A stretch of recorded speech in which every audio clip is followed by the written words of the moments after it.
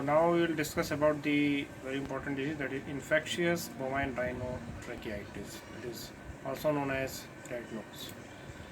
It is an infectious disease of cattle and affects different systems of the body, like respiratory system, gynecological system, and the other eye are also affected. Then it causes the encephalitis in the brain.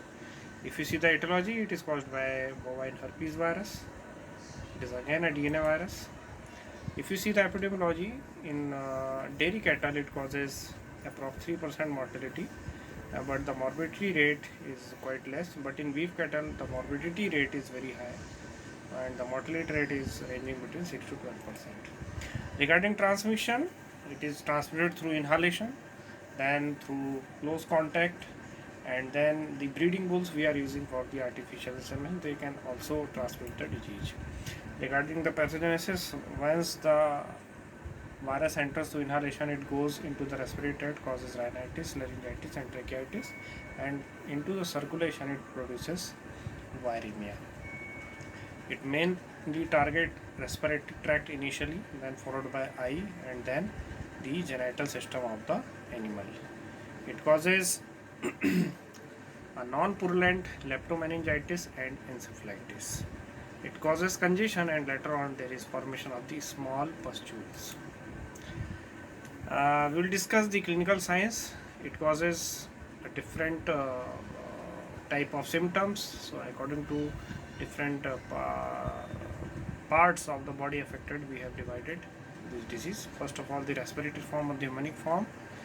The incubation period is 3 to 7 days. That is the call, as we can say, it is a classical form of IBR. The temperature ranging from 106 to 108 degrees centigrade.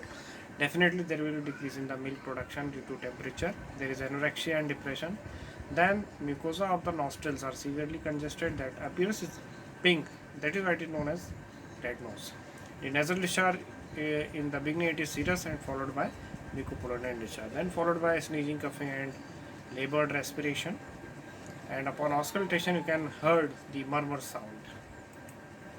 The eye form, initially the conjunctivitis having serous discharge followed by mucopollutant discharge. In the abortion form, definitely the abortion occurs, and it may cause abortion at any stage, but mostly at the last trimester the abortion occurs. However, if the abortion is there, definitely retention of the placenta will be there, and that will convert it into metritis. Regarding encephalitic form, in the calves, generally less than 6 months they are affected. Definitely some nervous sign will be there, that is incoordination, circling, leaking at the flanks, convulsions, blindness, etc., and finally death occurs.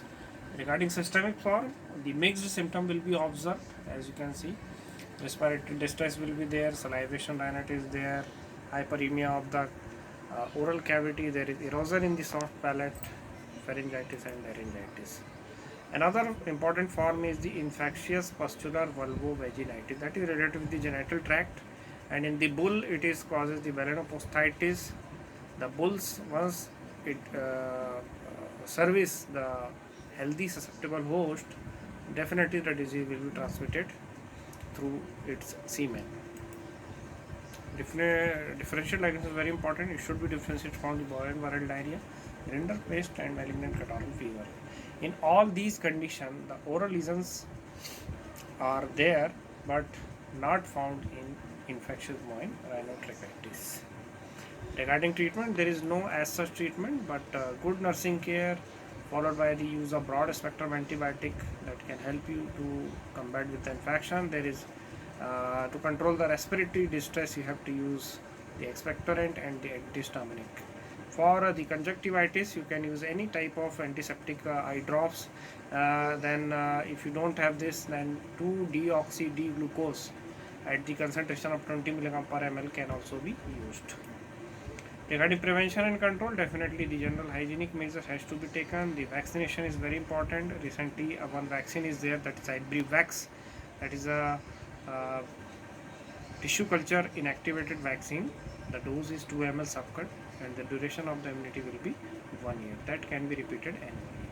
That is all about the IBRT.